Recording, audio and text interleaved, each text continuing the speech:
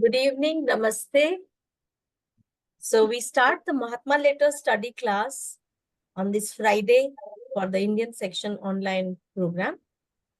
Before we conduct this class by our speaker of the day, Sister Catalina Isasa Cantor, I would be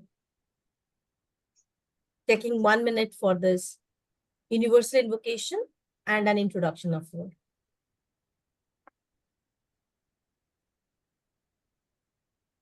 O hidden life, vibrant in every atom. O hidden light, shining in every creature.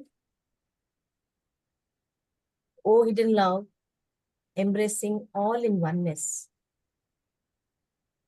May each who feels himself as one with thee know he is also one with every other.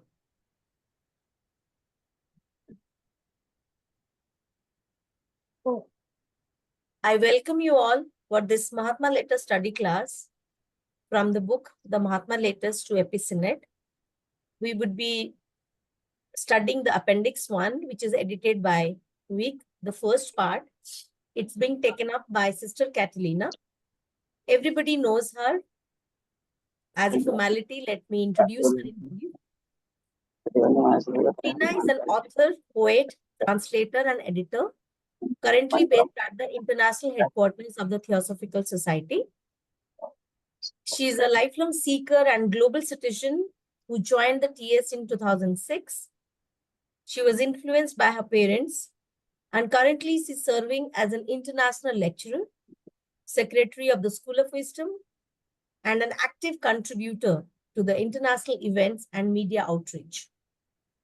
She's also a board member of TS Colombia and has been active in organizing theosophical youth work in English and Spanish, including as a board member of the revitalized World Federation of Young Theosophists. Sister Catalina holds a degree in literature. She's a postgraduate diploma in cultural management and a master's in education. She's also the editor-in-chief of Selection Theosophica and co-founded with her husband, Brother Shikhar Agnihotri, a multilingual YouTube channel that shares theosophical teachings named Pragya CS Studio. Sister Catalina deeply believes in the transformative power of small acts of love and service. People who have seen her, have met her, would realize she is living these values of love and service in her daily life. I look forward to you, Sister Catalina, for this wonderful deliberation on the Mahatma letters. Over to you. Thank you very much, Sister Subralina. Namaste to all. Thank you also to Brother Pradeep Mahapatra for his kind invitation, and Sister Meenakshi, who will be doing the translation and the entire Indian section. Okay, but to begin, I know we did the universal invocation, but as a way of bringing us all together, I will just want to invite all of you to take a moment of silence to remind ourselves that we are here sharing thoughts and intentions in spite of the physical distance. And that sharing of thoughts, intentions, connection heart to heart makes us close, even being far. So just let us remind for some seconds in that center of our being that is our heart, and connect to all of us and with the essence, the divine.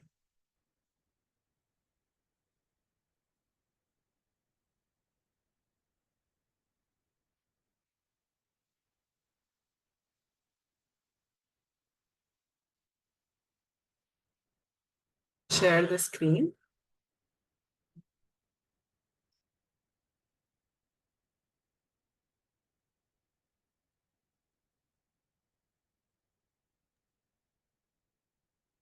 It's coming.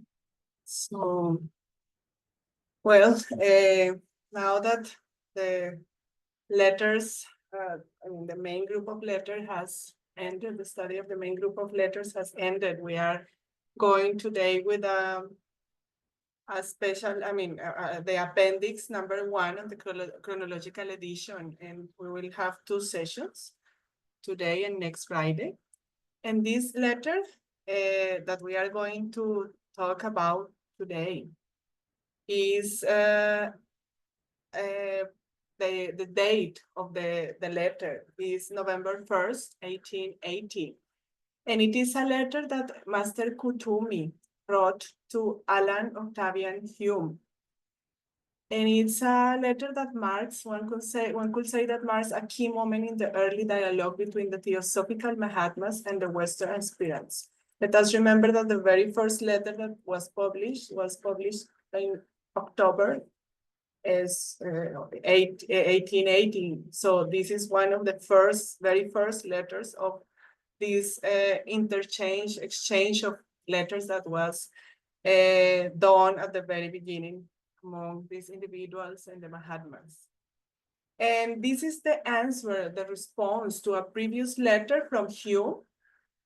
The original letter from Hume, now it's lost in its original form, probably, or maybe is in a private collection, but there is a copy that is preserved in Patient Sinnet's writing. At the time of the letter, Hume, that was a British civil servant and a political reformer, and who was deeply engaged in theosophy. He corresponded with the Mahatmas K.H. and M, and he participated in occult experiments. He was as well encouraged by the Mahatmas to redirect his focus from ornithology to humanitarian work. He was a very, very committed ornithologist. That is this person who studied the birds. But with through all these conversations with the masters, the master encouraged him to move this focus to humanitarian work, and then he became increasingly involved in Indian political reform, and also in this spiritual practice, though he later distanced himself from the theosophical movement. At the beginning, he was very committed. So this letter was published not completely. There are some passages that are missing in the book by Sinnet, The Occult World, but it was not published in Baker's edition of the Mahatma letters. And only in the 4th edition of this chronological sequence that we are studying, it is published as Appendix-1. But if we have to put it chronologically, this letter follows K.H.'s letter from October 29, 1880 to A.P. Sinnet. So it will be after the 4th letter, that one that I just mentioned from K.H. to Sinnet, from October 29 was the 4th letter. So this, if we talk chronologically, should be the 5th one, but it has been put as an appendix in the chronological series because it was not published in the Baker's edition. So this is a little bit of context for us to see what is this letter is, what is the reason that this letter was not published in the big group of letters. And today we will present the first of 2 parts. In today's key points that I am going to present regarding the first part of the letter are the following. First, the letter acknowledges Hume's offer. We are going to see what was the offer. And he thanks him for this sincerity in offering his help. The second thing is the limits of collaboration, because one of the proposals of Hume, as we are going to see, is that they wanted to have more collaboration and involvement from the masters. And the master in this letter explains why the masters cannot accept the proposal, and they emphasize the different views from the Eastern and Western approaches. And the third topic that we are going to take today has to do with the occult versus conventional science.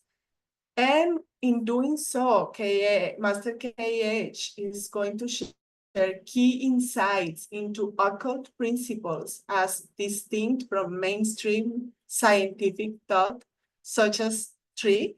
These three actually I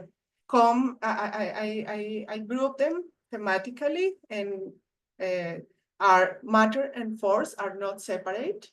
All creation emerges through their constant interaction. The second is the power of thought and the need of a broader perspective. So is a real and active force that shapes thought is a real and active force that shapes reality. I mean, that's why the Mahatma is going to say in the letter. And modern science, by focusing only on the material, overlooks the vital role of consciousness. And a third topic is the ancient wisdom versus modern science. Eastern esoteric science values knowledge only in terms of its moral and spiritual utility, whereas the modern science does not do that. But we will go further on all these points. So as mentioned, this letter is one of the first direct exchanges between the Mahatmas and Western aspirants, setting the stage for future interactions and the dissemination of the theosophical teachings. It highlights early efforts to bridge Eastern esoteric wisdom with Western thought during colonial India. The letter begins as follows. Dear Sir, availing of the first moments of leisure to formally answer your letter of the 17th ultimo, means the last month, the past month, 17 October.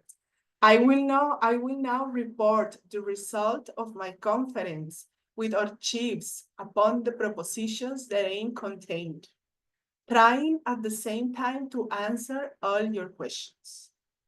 I am first to thank you on behalf of the whole section of our fraternity that is especially interested in the welfare of India, for an offer of help whose importance and sincerity no one can doubt. Tracing our lineage through the vicissitudes of Indian civilization to a remote past, we have a love for our motherland so deep and passionate that it has survived even the broadening and cosmopolitanizing, pardon me if it is not an English word, says the master, effect of our studies in the hidden laws of nature. And so I and every other Indian patriot feel the strongest gratitude for every kind word or deed that is given in her behalf. So as mentioned, Master KH expresses gratitude on behalf of the Brotherhood for Hume's sincere offer to assist. And he highlights its significance to those invested in Indians' welfare. In one of the editions of the Occult World, Grace F. Nock, like the edition, she quotes the master himself, and he quotes that the master says that his first letter, referring to Hume, was so sincere in its spirit is so promising, the possibilities it opened for doing general good seem so great that I carried it to our venerable chief. So he's acknowledging Hume's initial sincere commitment with the work for the brothers and for the cause. As we know, there were later difficulties which ended in the final breach between Mr. Hume and the brothers.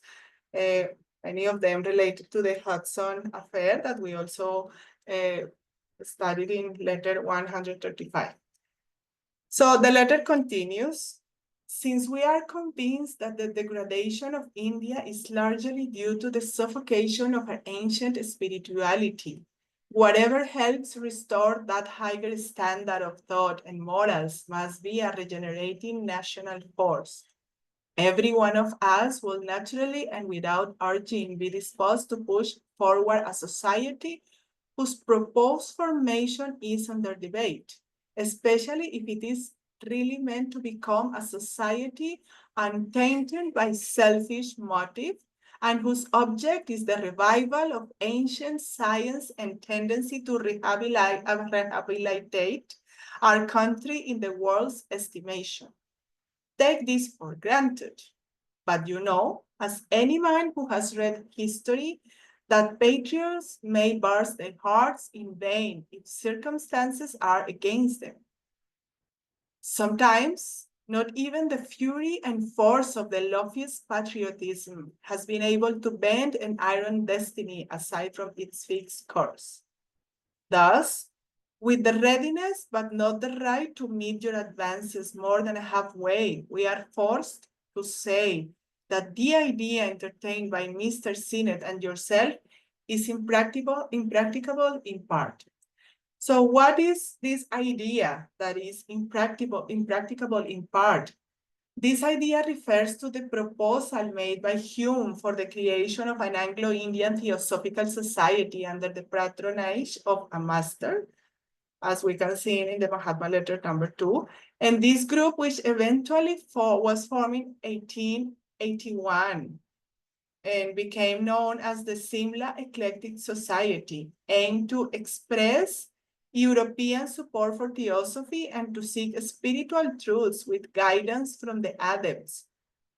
So that was the focus, to seek, the proposal was that the master guide them directly to this group of Westerners that were living in India at the moment.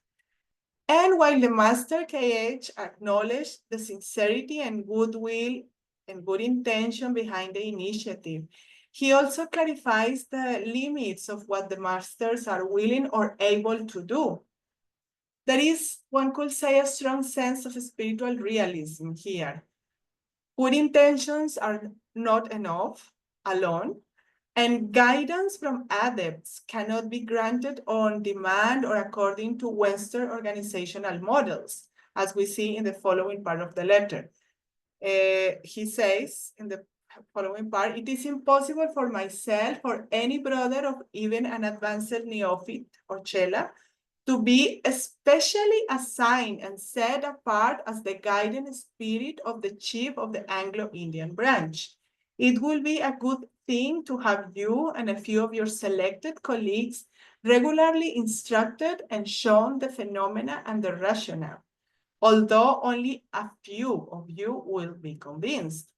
Hence, we do not refuse to correspond with any help you in various ways. What we do refuse is to take any other responsibility upon ourselves than this periodical correspondence and assistance with our advice. To guide you, we will not consent. So here there is a distinction that the master makes between offering help and assuming authority. As per the Western culture and from their Western minds, it was coming like a very authentic proposal in the sense that now you will be our guide, you will be our authority, and we will follow your lead to learn about esoteric principles. But he will explain later that that is not exactly the way it should be. Because while guidance may be given, the Mahatmas reject being leaders from a Western initiated branch. This highlights a key principle that the true spiritual knowledge cannot be institutionalized or accessed through a purely intellectual or Western mindset. That the occult knowledge is reserved for those who follow the path of renunciation, the path of self-knowledge and the inner transformation as taught by esoteric philosophy. So the mindset of the proposal does not resonate with the way in which the ancient wisdom has to be really lived and has to be a transformative force. It cannot just be understood from the mere intellectual point of view. So that's why he says that they cannot do that, because maybe also only a few of them will be convinced. So to guide you, we will not consent. And then the master continues. He says, however much we may be able to do, yet we can promise only to give you the full measure of your deserts. Deserve much, and we will prove honest debtors.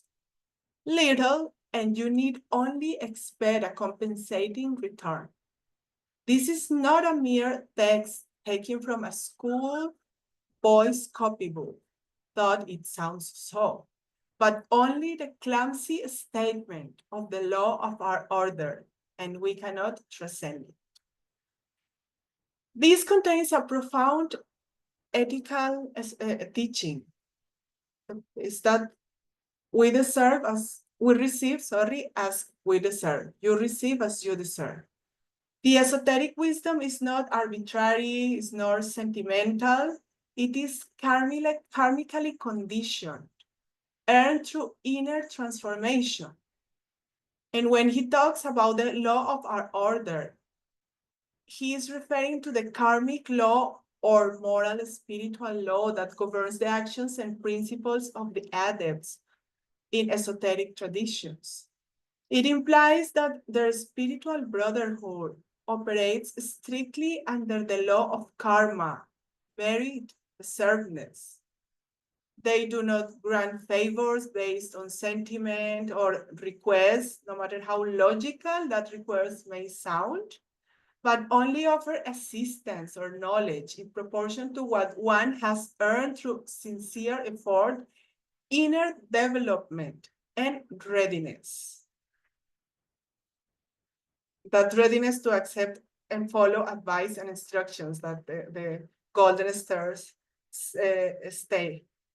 So the adepts cannot break or bend this law, no matter their compassion, their personal will, affinity, because it is a cosmic principle, not a personal decision. So this is quite important in the letter, this passage, and to understand this, because it is not only the answer that he is giving to Hume, but it contains universal teachings and principles that should be applied to different situations in life. And he is, okay, in this specific situation, that was what he was trying to explain to Hume as well. So the letter continues like this. Utterly unacquainted with Western, especially English models of thought and action, were we to meddle in an organization of such a kind, you will find all your fixed habits and tradition incessantly clashing. The mindsets, the methods are very different. Under our guidance, your branch could not live. You not being meant to be guided at all in that sense. This is a very realistic explanation that he is giving to Hume. Hence, the society will be a premature birth and failure. You ask us to reach you through science, you ask us to teach you through science, the occult aspect of the known side of nature. You do not seem to realize the tremendous difficulties in the way of imparting even the rudiments of our science to those who have been trained in the familiar methods of yours. You do not see that the more you have of the one, the less capable you are of intuitively comprehending the other. For a man can only think in his worn grooves. And unless he has the courage to fill up these and make new ones for himself, he must perforce travel on the old lines. So here, Master is clearly setting the contrast between Eastern and occult science, which he also calls the real true science, and Western materialistic science. They have two fundamentally different ways of knowing. One intuitive and inward, and the other analytical and outward. Bridging them requires more than learning. It demands unlearning ingrained habits and breaking free from familiar thought patterns. That's why he says that it's very difficult for them to guide such kind of society, because even the people who are involved, he says, you will find all your fixed habits and tradition incessantly clashing, because they will have to unlearn all these things in order to really have a glimpse of what is the true science, the real science, the occult science. The true insight comes only when we let go of all frameworks and open to deeper intuition. We connect with our body. This topic recurs throughout the letter. This contrast between the mindset of Western and East. And I present them not in the same order. From now on, I'm not going to continue the letter in the same order, but I have grouped the three aspects, and I am taking different parts of the first part of the letter that I'm taking today, because these parts that I am taking, they illustrate a similar point made by the master. So I will be concentrating in these 3 points. The first, as I mentioned at the beginning, matter and force are not separate. The second is the power of thought and the need for a broader perspective. And the third one is the Eastern esoteric science values knowledge only in terms of its moral and spiritual utility, whereas the Western, no. So let's continue with the letter, and we will begin with the first, that is matter and force are not separate. So in the letter, the master says, in conformity with exact modern science, you will define but one cosmic energy and see no difference between the energy expended by the traveler who pushes aside the bush that obstructs his path and the scientific experimenter who expends an equal amount of energy in setting a pendulum into motion. We do. The one uselessly dissipates or scatters force. The other concentrates and stores it. In the one case, there is but brute force flung out without any transmutation of that brute energy into the higher potential form of spiritual dynamics. And in the other, there is just that. The result of the highest intellection in the scientifically occupied brain is the evolution of a sublimated form of spiritual energy, which in the cosmic action is productive of inimitable results, while the automatically acting brain holds or stores up in itself only a certain quantum of brute force that is unfruitful of benefit for the individual or humanity. So there is the contrast of 2 uses of energy, the traveler pushing a bush and the scientist setting a pendulum in motion to emphasize the intention and the transformation. Master suggests that higher consciousness can transmute brute force into spiritual energy, a concept largely absent from modern science. There is a deep epistemological divide between material and occult approaches. One, the material, works with gross matter and doesn't see beyond, and the other seeks to refine and master it from within. In the 19th century, matter and force were seen as separate. Matter was seen as inert, and force was seen as active. Master KH in this part of the letter challenges this view, calling it absurd to think that force exists independently of matter, affirming instead that force is but matter in one of the higher states. And this but matter in one of the higher states, he affirms that in the letter 93b. So this also sets a difference between the 2 ways that science, the Western science and the esoteric occult science, have to see, the approach is that they have to see the phenomena in the reality. And then in his letter, he states, to give you another practical illustration, we, not they, see a specific difference between the energy in the motion of the wind and that of a revolving wheel. And why? Because every thought of man upon being evolved passes into the inner world and becomes an active entity by associating itself, coalescing, we might term it, with an elemental, one of the semi-intelligent forces of the kingdoms. It survives as an active intelligence, a creature of the mind's begetting, for a longer or shorter period proportionate with the original intensity of the cerebral action which generated it. Thus, a good thought is perpetuated as an active, beneficent power, an evil one as a maleficent demon. And so, we are continually peopling our current in space with a world of our own, crowded with the offspring of fancies, desires, impulses, and passions. The Buddhist calls this skandha. The Hindu gives it the name of karma. The adept evolves these shapes consciously, and other men through them up consciously.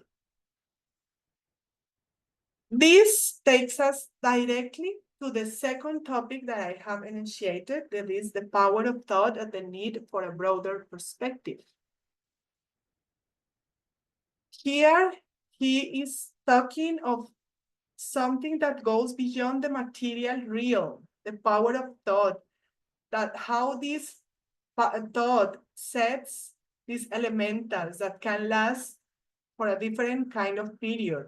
But these are certain things that certainly the modern science, the materialistic science, cannot even understand or could not even understand at the moment or even accept. And he continued, no, in the letter, before this paragraph that I have read, he said in the letter previously the following regarding to the power of the human brain and the power of thought. He says, the human brain is an exhaustless generator of the most refined quality of cosmic force. Out of the law, brute energy of nature and the complete adept has made himself a center from which irradiate potentialities. A center from which irradiate potentialities. This is the key to the mystery. The adept does not create anything new, but only utilizes and manipulates materials which nature has in store around him. Will not this sound to one of your learned biologists like a Madame's dream? So from the perspective of occult science, this passage reveals the hidden power of the human mind as a transformer of cosmic energy and emphasizes that the adept, through discipline, mastery of thought and will, becomes a conscious center of universal force, attitude from which we can withdraw some inspiration in our practical lives, because we also have that potential power in us, and our thoughts, as we saw in the previous paragraph, this one also produces this form of thoughts. And HPB will put it in the following way. She will say in The Secret Doctrine in the volume 1, I don't remember, I guess page 16 or something, I am not sure about the page. She says, the mysterious power of thought which enables it to produce external, perceptible, phenomenal result by his own inherent energy. Any idea will manifest itself externally if one's attention is deeply concentrated upon it. This cosmic matter, referring KH letter, is a theosophical term for the first differentiation of space or precosmic substance. In the letter 67, the Mahatma KH defined it as the imaginary materia prima itself of the manifestations. This one element not only fills space and is space, but interpenetrates every atom of cosmic matter. In its highest aspect, this cosmic matter is equal with Akasha. On a lower realm, the cosmic matter is something referred to as Prakriti, out of which all visible forms are produced. This is the information I'm telling here is paraphrasing the collected writings in volume 3 of H.P. Blavatsky. And the above mentioned cosmic force. When I read this, immediately the image of Fohat came to my mind. I linked it to Fohat, that is the cosmic force linking thought and matter. Or as it's defined in the Secret Doctrine, the dynamic cosmic force that bridges spirit and matter, acting as both the animating principle of life and the agent of differentiation in the manifested universe. Fohat unites the spiritual ideations of higher realms with the electrodynamic force of the material world, serving as the medium through which the universal mind impresses its ideas upon matter. It's often linked to cosmic electricity, and it encompasses not only the energetic properties of electricity, but also an inherent intelligence that drives the creative processes of the cosmos. So it's this force that drives the creation, the creative processes of the cosmos. Further in the letter that the adept, to be successful and preserve his power, must dwell in solitude and more or less within his own soul.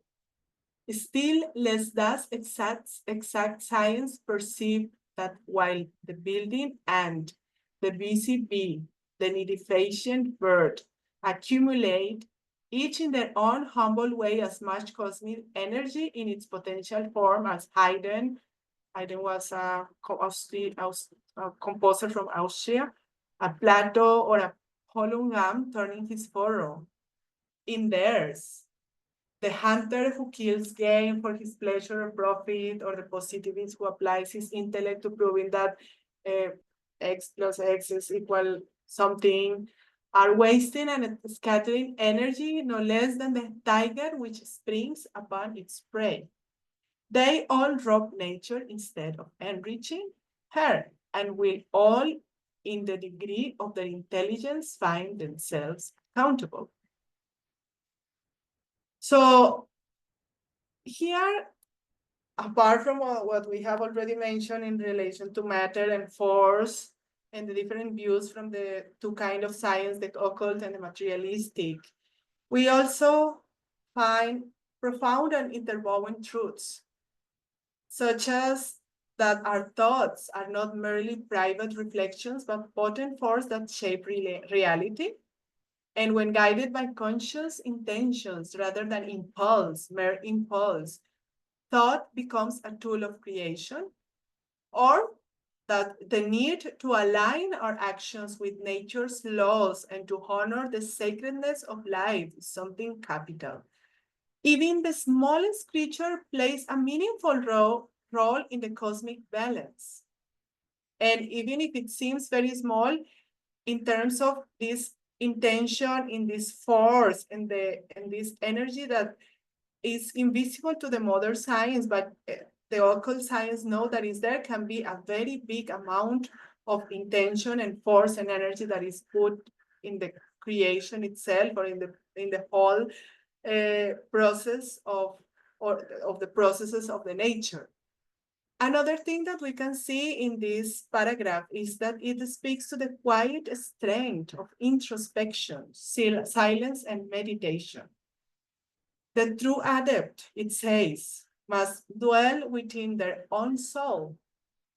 This is an image that points to the deep transformative power of inner stillness. And I guess this also has like a contrast between the materialistic and occult view, because silence can be seen as a weakness or as a passive thing, but actually the inner stillness, when is made from the point of view of the awareness and the connection within is incredibly transformative and powerful. And especially in a world of noise and distraction like the one we are living now.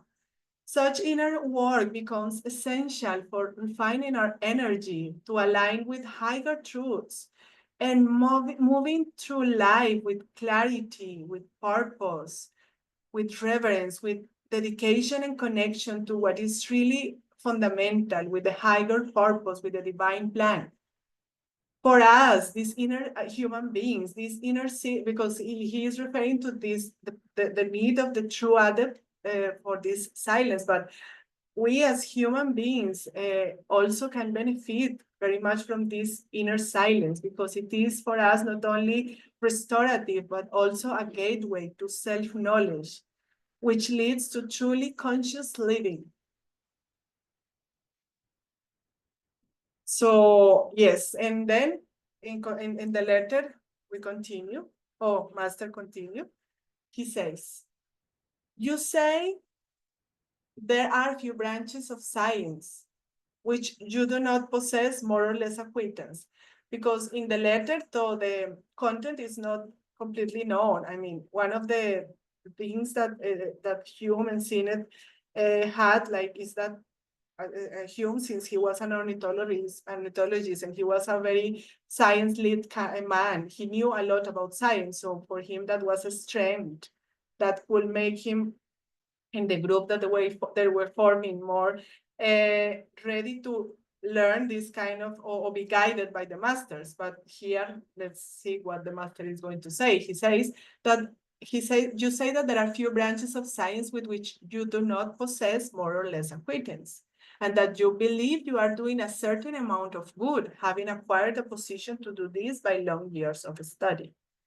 But will you permit me to sketch for you still more clearly the difference between the modes of physical called exact, often out of mere politeness, and metaphysical science? So he will again make the difference clear between the two modes of approaches, from the physical called exact, or the metaphysical science. The latter, as you know, being incapable of verification before mixed audiences, is classed by Mr. Tyndall. He was a person that was a scientist that used to propagate a lot of the science at the time, the modern science. And he used to classify this metaphysical science and to equiparate it, put it the same level of the fictions of poetry, as the Mahatma says. The realistic science of fact, on the other hand, is utterly prosaic. Now, for us poor and non-philanthropists, no fact of either of these science is interesting, except in the degree of its potentiality of moral results and the ratio of its usefulness to mankind. 1 second. Okay. To mankind. So my laptop is losing his energy. Oh. Sorry. Now for us, poor and unknown philanthropists, no fact of either of these sciences is interesting, except in the degree of its potentiality of moral results and in the ratio of its usefulness to mankind. Oh, wait a second. Sorry. I will try. I don't know. It's not connecting the battery. It's a battery problem, but it's here. Oh, it seems this one. Thank you.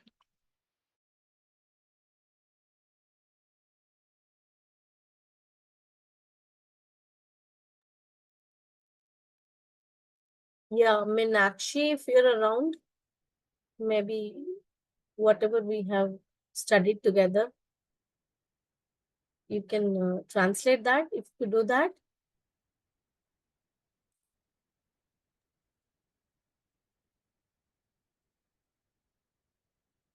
Namaste. Shall I? Yeah, you can. Or shall we wait for Sister Catalina?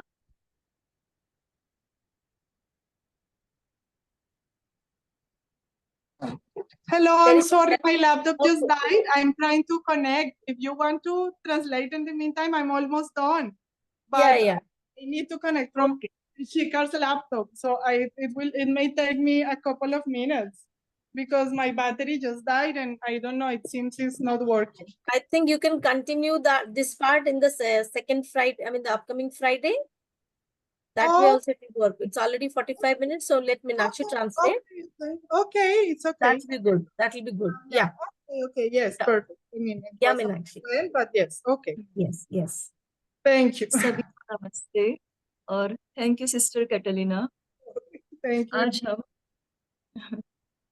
आज हम महात्मा के H ने जो एओ Hume को पत्र लिखा है 1 नवंबर 1880 में उसे ले रहे हैं।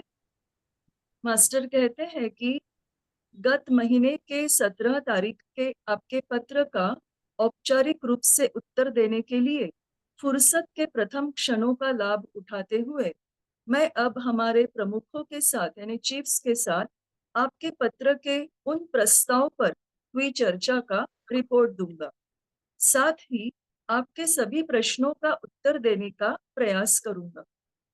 मैं सर्वप्रथम भारत के कल्याण में विशेष रुचि रखने वाले हमारे संपूर्ण सिद्ध संघ की ओर से आपको आपकी मदद की पेशकश के लिए धन्यवाद देना चाहता हूँ, जिसके महत्व और नेक नियत पर कोई संदेह नहीं कर सकता। भारतीय सभ्यता के उतार चढ़ाव में प्राचीन काल से हमारे ऋषि संघ में अपनी मातृभूमि के लिए इतना गहन और उत्कट प्रेम है कि यह प्रकृति के गुह्य नियमों के हमारे अध्ययन के व्यापक और विश्वव्यापी प्रभाव में भी कायम रहा। और इसलिए मैं और हर एक भारतीय देशभक्त अपनी मातृभूमि के लिए बोले गए कृपालु शब्द या कर्म के प्रति सहृदय आभारी होते हैं। चूंकि हमें यह यकीन है कि भारत का अधःपतन काफी हद तक उसकी प्राचीनतम आध्यात्मिकता को दबाने के कारण है, और जो भी उसके उच्चतर विचार और नैतिकता को पुनर्स्थापित करने में मदद करता है, वह नवजीवन देने वाली राष्ट्रीय शक्ति होनी चाहिए।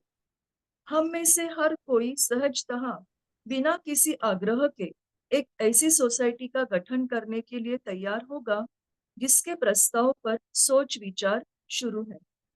खासकर अगर यह वास्तव में एक ऐसी सोसाइटी बनने का इरादा रखते हैं जो स्वार्थीपन से अछूती हो और उसका उद्देश्य सनातन ज्ञान के पुनरुद्धार करने का और दुनिया में हमारे देश का आदर सम्मान बनाने का है। लेकिन जैसे कि इतिहास में आपने पढ़ा ही होगा कि यदि परिस्थितियां उनके विरुद्ध हो तो एक देशभक्त व्यर्थ ही निराश हो सकता है। कभी कभी ऐसा भी हुआ है कि कोई भी मानवीय शक्ति, यहाँ तक कि सबसे महान देशभक्ति का रोष और बल भी देश के अटूट भाग्य यानी नियति को मोड़ नहीं पाया है। इसलिए हम चाहकर भी आपके प्रस्ताव का जवाब देने का हमें अधिकार नहीं है। इसलिए हम यह कहने के लिए बाध्य है कि मिस्टर सिनेट और आप द्वारा रखा गया विचार कुछ हद तक अव्यवहारिक है। मेरे या किसी अन्य मास्टर या यहाँ तक कि किसी उन्नत शिष्य के लिए भी एंग्लो इंडियन ब्रांच के मार्गदर्शक या प्रमुख के रूप में विशेष रूप से नियुक्त होना असंभव है। आप और आपके चुनिंदा सहयोगियों को नियमित रूप से फिनोमिना और उनके मूल कारण को सिखाया और दिखाया जाना अच्छी बात होगी। हालांकि आप में से कुछ ही लोग इस बात से सहमत होंगे। आगे मास्टर कहते हैं कि इसीलिए हम आपको पत्र व्यवहार करने और विभिन्न तरीकों से आपकी मदद करने से इनकार नहीं करते, लेकिन हम इस समय समय पर होने वाले पत्र व्यवहार और हमारी सलाह रूपी सहायता के अलावा कोई अन्य जिम्मेदारी लेने से इनकार करते हैं। आपको मार्गदर्शन करने के लिए हम सहमत नहीं होंगे। हम चाहे जितना कर सके, फिर भी हम आपको आपके हक के अनुसार फल देने का वादा कर सकते हैं। ज्यादा फल पाने की योग्यता रखें और हम ईमानदार देनदार साबित होंगे। कम पात्रता होने से फल भी कम ही मिलेगा। यह किसी स्कूली बच्चे की पुस्तक से लिया गया कोई वाक्य नहीं। हालांकि यह ऐसे लगता है, बल्कि यह हमारे सिद्ध संघ के नियम में से एक सामान्य नियम है और हम इस नियम को लांघ नहीं सकते। आपके अंग्रेजी पश्चिमी विचार शैली और कार्यशैली से हम जो बिल्कुल ही अनभिज्ञ है, हम यदि इस तरह के संगठन में दखलंदाजी करते हैं, तब आप पाएंगे कि आपकी सभी नित्य की आदतें और पद्धति हमारे द्वारा सुझाए गए उनके कार्यान्वयन के तरीकों के साथ निरंतर टकरा रही है। हमारे मार्गदर्शन में आपकी शाखा यानी शिमला इकलेक्टिव थियोसॉफिकल सोसाइटी टिक नहीं पाएगी, क्योंकि आप उस तरह से मार्गदर्शन पाने वाले लोग नहीं हैं। इसलिए वह सोसाइटी समय से पहले शुरू होकर असफल हो जाएगी। आप हमसे प्रकृति के ज्ञात पहलू के गुप्त पक्ष को यानी गुप्त विद्या को आपको सिखाने के लिए कहते हैं। आपको यह एहसास नहीं है कि हमारे विज्ञान की प्रारंभिक बातें भी उन लोगों को सिखाने में कितनी कठिनाइयां हैं जो आपके परिचित पाश्चिमात्य भौतिकवाद में पले बढ़े हैं।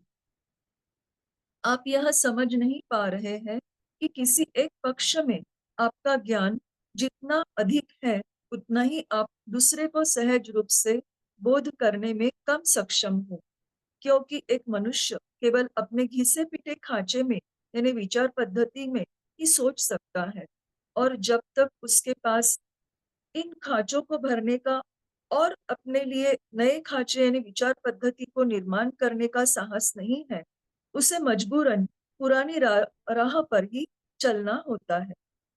आधुनिक विज्ञान के अनुसारिता से आप एक ही कॉस्मिक एनर्जी का वर्णन करेंगे और आप उन दो प्रकार की ऊर्जा में अंतर नहीं देखोगे, जो एक यात्री द्वारा अपने मार्ग में आड़े आने वाली झाड़ी को हटाने में खर्च होने वाली ऊर्जा है, और एक वैज्ञानिक प्रयोगकर्ता द्वारा एक पेंडुलम को गतिमान करने के लिए उसी मात्रा में खर्चित होने वाली ऊर्जा है। हम इस अंतर को समझ सकते हैं। एक व्यर्थ ही बल को यानी फोर्स को नष्ट करता है या बिखेरता है, दूसरा इसे केंद्रित और संग्रहित करता है। एक मामले में केवल शारीरिक बल, जो उस शारीरिक ऊर्जा को आत्मिक गतिशीलता के उच्च संभावित रूप में परिवर्तित किए बिना प्रयोग किया जाता है, और दूसरे में वह अपने तरह ही गतिमान ऊर्जा है। वैज्ञानिक रूप से व्यस्त मस्तिष्क में उच्चतम बुद्धिमत्ता का परिणाम आध्यात्मिक ऊर्जा के एक उदात्त रूप का विकास है, जो कॉस्मिक एक्शन में असीमित परिणाम उत्पन्न करता है, जबकि स्वचालित रूप से कार्य करने वाला मस्तिष्क अपने में कुछ ही मात्रा में ब्रूट फोर्स रखता है या संग्रहित करता है, जो किसी व्यक्ति या मानवता के लिए लाभकारी नहीं है।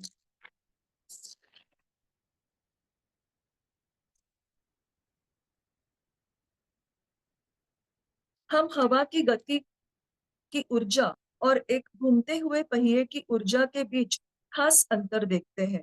ऐसा क्यों? क्योंकि मनुष्य का हर बढ़ता हुआ विचार सूक्ष्म जगत में चला जाता है और एक एलिमेंटल के साथ सम्मिलित होकर एक सक्रिय एंटिटी बन जाता है। एलिमेंटल किंगडम उस किंगडम की सेमी इंटेलिजेंट फोर्सेस है।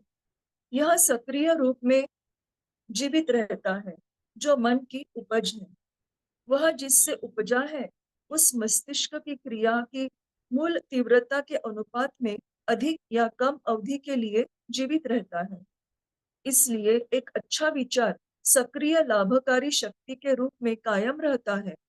एक बुरा विचार दुष्ट राक्षस के रूप में रहता है, और इस प्रकार मनुष्य अपने कल्पना जगत से आकाश में भीड़ कर रहा है, विचारों की भीड़ कर रहा है, जो उसकी कल्पना, इच्छा, आवेग और लालसाओं का परिणाम है। बौद्ध इसे उसके स्कंध कहते हैं, हिंदू इसे कर्म कहते हैं। एक सिद्ध पुरुष इन विचार रूपों को सचेतन रूप से निर्माण करते हैं, अन्य लोग इन्हें अनजाने में ढालते हैं।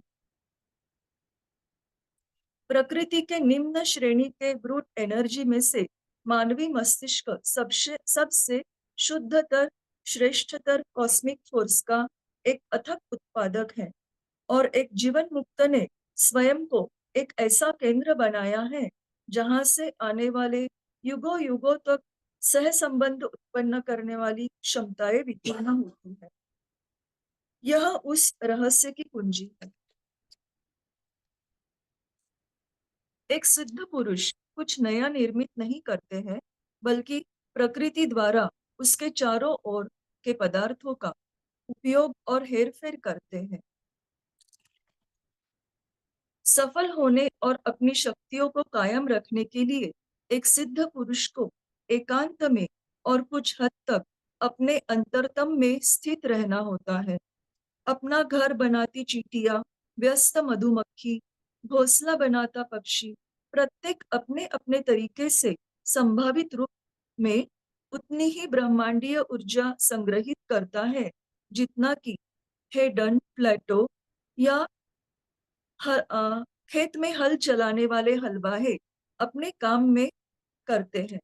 शिकारी जो अपने मजे के लिए या लाभ के लिए शिकार करता है, या एक प्रत्यक्षवादी जो गणित हल करने के लिए अपनी बुद्धिमत्ता खर्च करता है, वे सभी एक बाघ की तरह ही ऊर्जा को बर्बाद कर रहे हैं और बिखेर रहे हैं जो अपने शिकार पर झपटता है। वे सभी प्रकृति को समृद्ध करने के बजाय उसे लूटते हैं, और सभी अपनी बुद्धिमत्ता के स्तर पर खुद को जवाबदेही पाएंगे, उत्तरदायी पाएंगे।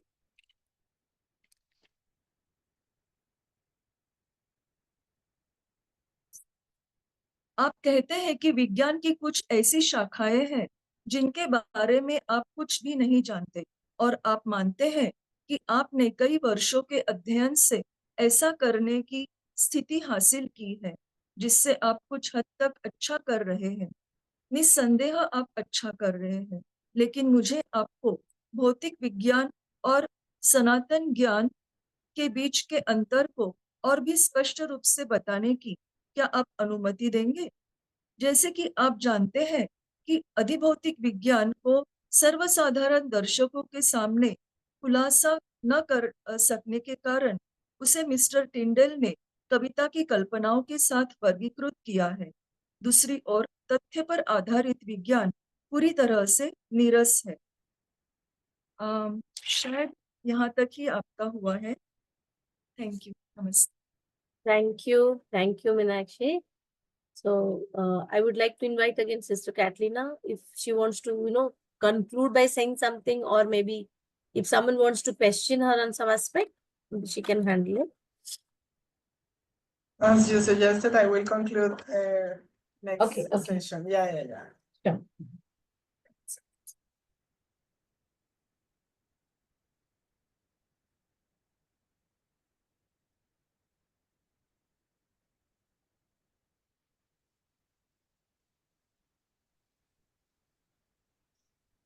You would like to Catalina, can I ask a question? Yes, please. Hi. Yeah, it was beautiful. So I just wanted to ask you, you mentioned in the beginning that you will tell why this was not part of the Barker series letters, why this letter was not in that. You mentioned that. Could you? Basically, I mean, to be the reason why it was not in Baker's letters, I am not sure, but what I found when I was trying to was doing the research is that it was not at the time available, and yeah, and okay, later patient Sinnet, it said that she made a copy of it. So, but I guess that was, I don't know if it was at the same time or not. I mean, the information is not clear. It's not easy to find out. I researched in many places. I don't know if anyone here knows about that. But what I could like gather is that it was not available at the time. And even, but not this letter. Actually, the letter that is not available is the one that Hume wrote to the master with the proposal. I mean, this is the answer to that letter that is not available. This was available. This one specifically that now is part of that is published as Appendix 1 in the chronological series. Was published in the Occult World by Sinnet, and there were some passages that were missing. I don't know if that's one of the reasons why Baker. Okay, I thought you were asking about the first one. Sorry, I mixed the things. This one, maybe the reason why Barker didn't publish was because some passages were missing. I don't know that part. I don't know. I mean, what I researched was about the letter to which this one was the answer. And that one is the one that is not easy to find, that it seems to be maybe in private collections. I asked here in the library also, and they don't have it. So maybe it's in another library or something. But this one was not included in Baker's. The reason, I don't know, like all of those that are now are part of the appendix. I don't know the reason why they are not published in Baker's edition. Maybe because it was not completely transcribed in the occult world by Sinnet, or I don't know what was his criteria for not publishing this letter as a part of the Baker's edition. But later, only in the 4th edition of the chronological was published as Appendix 1. So yeah, that's what I could find. I don't know if anyone else has more information about that, because I couldn't find more information than that. Yeah, and if you come across some information, I will appreciate if you share it with me at some point. Yeah. I also just wanted to add that when you, in the beginning of the letter, when it says that matter and force are one and the same thing, now, like actually here, when they use the word force, I think they mean energy. Because later on, of course, science has found out, I mean, Einstein said that matter and energy are convertible. So here, the word force refers to energy. Yes, refers to energy. That makes it more easier to understand. Yeah, and of course, at the time that the letter was written, they were seen as two completely different things. One as passive, the other one as active, but with the advancements of science. Yeah, thank you for the clarification. Yes, you're right. Thank you.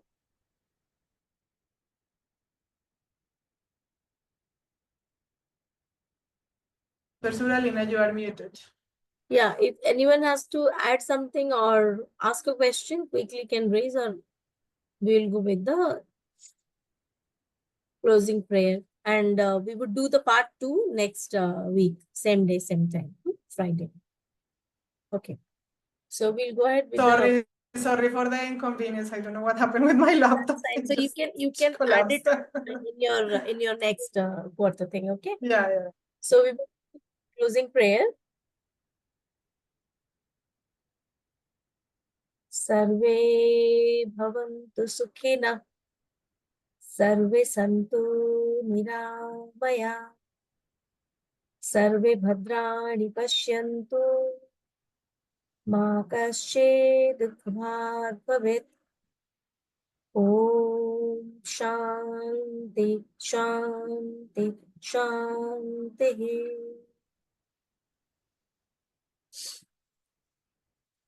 I thank everyone to have attended this session. See you all next Friday for the second part of the session. However, on Sunday, we have another meeting of the Indian section by a very dear speaker, Sister Vasumati Agnihotri. So see you all on Sunday and Friday again for this week. Thank you. Thank you all. Bye, Sister Catalina. Thank you very much.